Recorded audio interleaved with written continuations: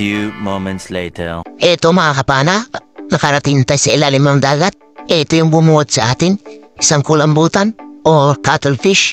Laki naman kung tawagin ito sa amin, mga 1 kilo na ito mga kapana. Good size na kaya kunin na natin ito. Pwede na pang ulam. Sa pool kang laki ka.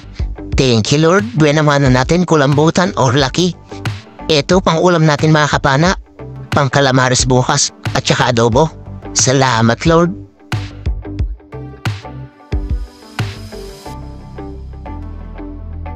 Eto naman mga kapana, yung sumunod na nagpakita, isang lapu-lapu na pula. Kung tawagin sa amin dito ay aswang at kulit.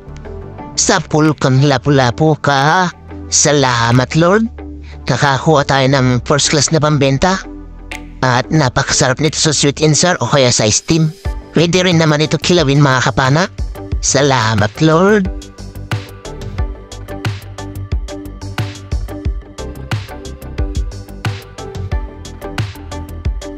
Hanap ulit tayo. Eto mga kapana, 2 tanggit bahura, magkatabi. Kaya ayan, doble sila mga kapana nung pinana natin. Thank you Lord. Isang kalabit, 2 yung nakuha. Danggit bahura or amplong kung tawagin dito sa amin. Ingat-ingat lang sa paghahawak yan mga kapana. Masarap daw pansigang yan pero napakasakit kung makatinik. Kaya ingat-ingat talaga sa paghawak. Eto pa mga kapana, danggit bahura na naman ang atin nakita. 2 ulit sila. Sa pool kang danggit ka. Kaso magkalayo sila mga kapana. Ayan naman yung isa oh. Siguro nagkatampuhan kaya ayan na magkalayo sila. Medyo malungkot. Kaya ayan, timingin natin at ayun nasa pool din natin mga kapana. Salamat, nakuha natin silang 2. Danggit bahura or amplong kung tawagin sa amin. Maganda na rin ito mga kapana pagtiyagaan. Nasa 180 per kilo na rin ito kaya 190. Hanap na naman tayo mga kapana. Ito isang rabbit fish ang atin nakita or honeycomb rabbit fish. Sa pool kang malaga ka.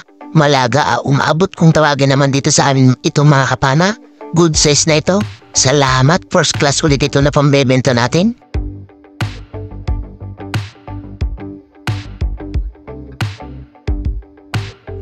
Another danggit bahura ang nagpakita dito mga kapana. Ito, malapad-lapad na rin. Sa pool kang danggit ka. Salamat at nakakuha tayo ng danggit na malapad at malaki na rin. Thank you Lord, nakadagdag ulit tayo sa pambebenta natin. Eto mga kapana, danggit na naman ang nagpakita. Hindi pa tayo nakakalayo kaya eto, pinana na natin. Hindi pa natin tinanggal yung nakuha natin kaya ayan 2 na sila. Yan sa ating bala ng pana. Thank you Lord. Pandadagdag ulit yan.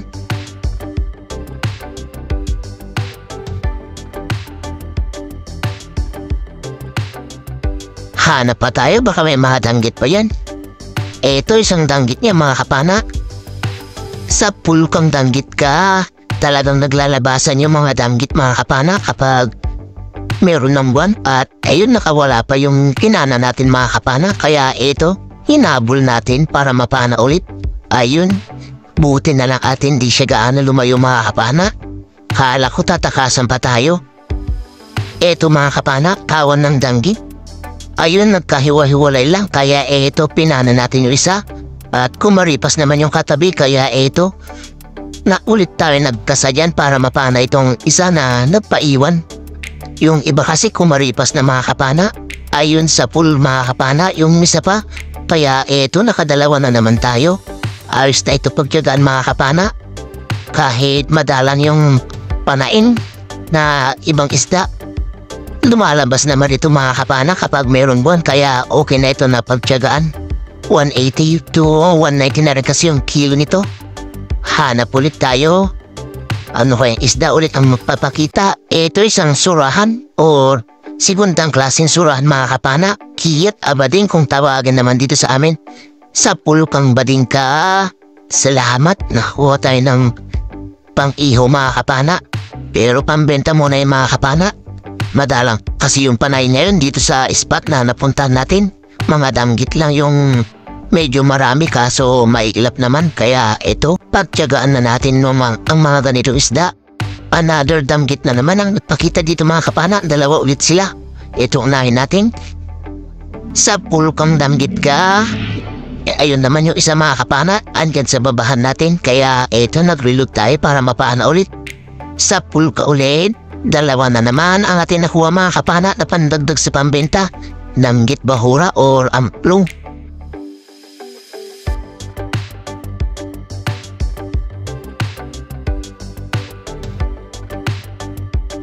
Hanap na naman tayo mga kapana. Ito isang bading na naman mga kapana or surahan. Sa pulkang surahan ka. Ito naman yung timbik ka bading kung tawagin dito sa amin mga kapana. Good size na rin ito. Pwede na pang ulam. Salamat Lord. Nakadagdag tayo ng pang ulam. Ito mga kapana, isang danggit na naman ang ating nakita. Dalawa pala sila mga kapana. Ayan, magkatabi. Kaya pagdikitin natin para madoble sa natin sila.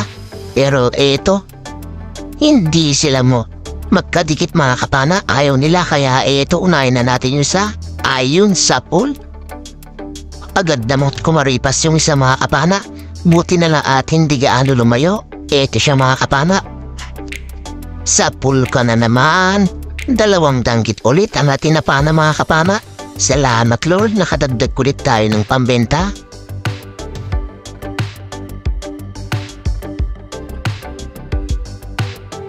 Panibagong paghahanap ulit na isda mga kapana. Eto, nandito sa may bahura, sa silong. Isang bading akiyat kung tawagin dito sa amin. Ayun sa pool.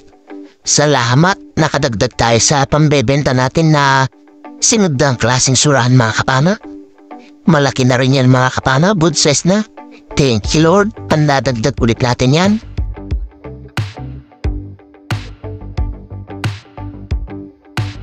Hanap na naman tayo.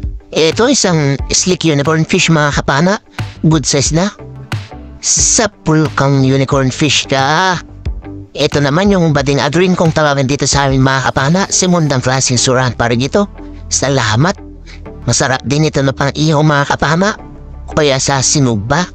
Salamat Lord. Nakadagdag na naman tayo sa pambebenta natin. At dito mga kapana, nakakita ko ng napakalaking luba. Ito mga kapana, papanahin na natin at ayun, napana na natin mga kapana. At sininyasan natin yung kasama natin dyan para pumunta dito. Yung makarating na yung kasama ko dito mga kapana, ito nailabas natin yung ulo kaya ito nag-second shot siya. Ayun, napana niya mga kapana at ito nailabas din namin. Salamat! Malaki-laki ito mga kapana. Jackpot! Malaking luba. Mga 6 na kilo ito mga kapana. Salamat Lord! Kwartang linaw ito.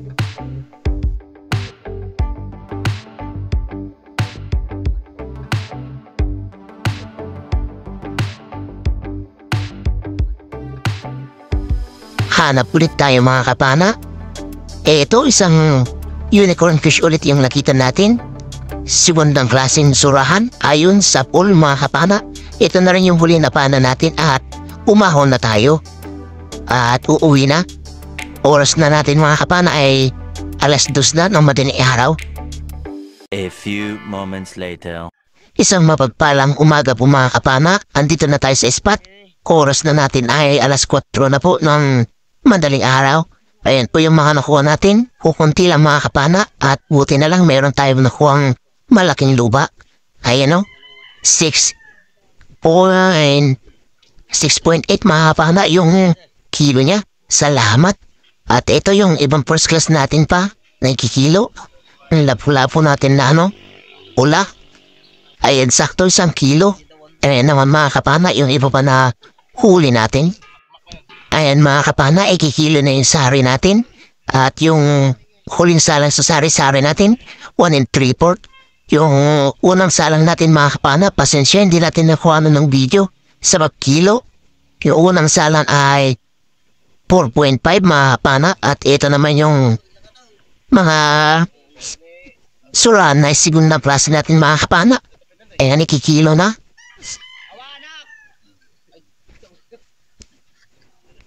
Ayan, sakto. 2.9 mga kapana, yung surahan na segundang klase natin. Ito naman yung mga danggit natin mga kapana at saka labahita. Ikikilo na rin ni nanay, siya kasi yung taga-angkat at pinapasa niya, naman niya sa ibang komersyan.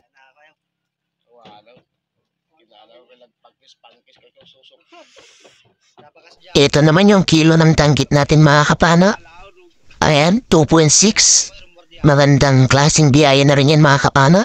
At ito, yung kuha naman ng kasama ko mga kapana, medyo nakarami-rami din siya at mas marami yung danggit na nakuha niya. At ayan, mas marami din yung sura na segundang klase niya na nakuha. Isang mapagpalang umaga mga kapana. Ito na po pala yung mga nakuha natin kagabi. Yung first class natin mga kapana, 1 kilo lang yung lapu-lapu natin na pula at 2 rabbit fish. Yung luba naman natin mga kapana ay 6.8. Tapos yung danggit natin ay 2.6. Yung sari-sari natin mga kapana ay 6.25. At yung second class na surahan natin 2.9. Kaya 19.5 lahat. Yung naipakilo natin na pinabenta. Plus 1.2 na ulam yung cuttlefish natin yan mga kapana. Tapos ito naman po yung bayad ng isda natin, 4,216. Sa kasama ko, 3,778. Kaya ito yung bayad ng isda namin, 7,994 minus 500 na gastos, 7,494 na lang yung natira at pinag-apat namin mga kapana. Meron tayong kita na 1,873 bawat isa at ito naman po yung kabuuan na kilo na nakuha natin, 20.7 kilos. Ayan, malaking tulong na po yan mga kapanas pang araw-araw namin nagastusin. At sa susunod na video na lang po tayo mag-shoutout mga kapana. Meron po kasi tayong pupuntahan. Mamamana po tayo ng umaga. Subukan natin baka sakaling makakuha pa tayo ng panggastos sa pang araw-araw o kaya pang ulam. At ayun, sa mga bago lang dyan sa aking YouTube channel mga kapana, huwag po kalimutan mag-subscribe. Pakipindot na rin po yung notification bell mga kapana para updated kayo sa lahat ng magiging videos natin kagaya nito. Mag-iwan na rin po kayo ng like, comment at pakishare na rin mga kapana para marami po pong makapanood ng ating mga videos. At ayun, maraming salamat muli mga kapana at ingat-ingat po tayo lagi mga kapana. God bless po sa ating lahat. Bye bye po mga kapana.